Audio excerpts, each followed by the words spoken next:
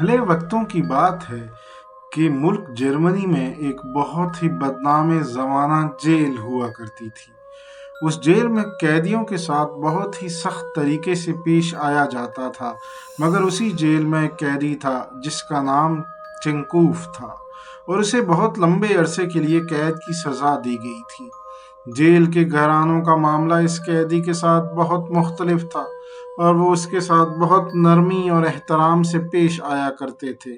باقی قیدی بہت زیادہ حیران ہوتے کہ جیل کے تمام گھرانے، تمام افسران اس قیدی کے ساتھ یعنی چنکوف کے ساتھ کیوں اتنا رحم دلی کرتے ہیں۔ یہاں تک کہ سب یہی گمان کرتے تھے کہ چنکوف جیل والوں کا ایک ایجنٹ ہے اور وہ ہماری باتیں ان تک پہنچاتا ہے، اس لیے نگران اور جیل کے سارے گھرانے اس کے ساتھ برا سلوک نہیں کرتے۔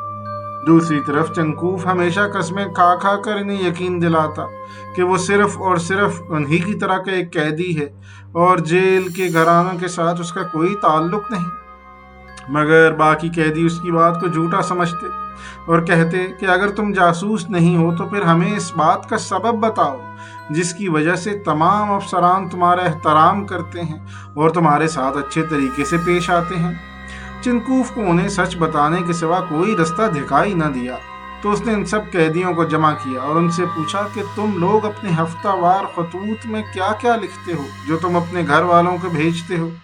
سب نے کہا کہ ہم اپنے گھر والوں سے اپنی خیر خیریت اور ان کی خیر خیریت کے حوالے سے بات کرتے ہیں۔ مگر چنکوف نے ان سے پوچھا کہ کیا تم جیل اور اس کے نگرانوں کے حوالے سے بھی کوئی بات کرتے ہو؟ تو سب نے بیک زبان ہو کر بتایا کہ ہم ان نگرانوں کی سختی، اپنی ان سے نفرت اور ان نگرانوں کے اپنے اوپر ڈھائے جانے والے مظالم کو لکھتے ہیں۔ چنکوف مسکرایا اور بولا، میں اپنی بیوی کو لکھے جانے والے خطوط میں آخری سطور میں ہمیشہ جیل کے افسران کے حسن سلوک کے بارے میں بات کرتا ہوں، حتیٰ کہ بعض نگرانوں کے نام تک لکھ کر ان کی تعریف کرتا ہوں۔ قیدی چنکوف کی بات سے بہت زیادہ حیران ہوئے۔ انہوں نے پوچھا کہ آخر ایسا لکھنے کی وجہ کیا ہے جبکہ تمہیں پتہ ہے کہ ان کا سلوک ہمارے ساتھ بہت برا ہے؟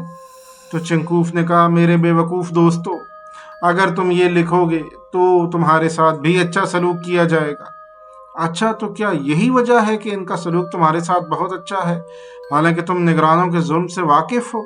سب قیدیوں نے بیک وقت چنکوف سے پوچھا۔ چنکوف نے کہا، وہ عقل مندو، ہمارے خطوط جیل سے اس وقت تک باہر نہیں جا سکتے جب تک نگران انہیں پڑھ نہ لیں اور وہ لکھی جانے والی ہر چھوٹی بڑی بات سے آگاہ ہوتے ہیں۔ وہ تم لوگوں کی نفرت کے بارے میں بھی جانتے ہیں، اسی لیے تم پہ اور زیادہ ظلم و ستم کرتے ہیں۔ اب تم لوگ اپنے خطوط لکھنے کا طریقہ بدلو، پھر دیکھو کیا ہوتا ہے۔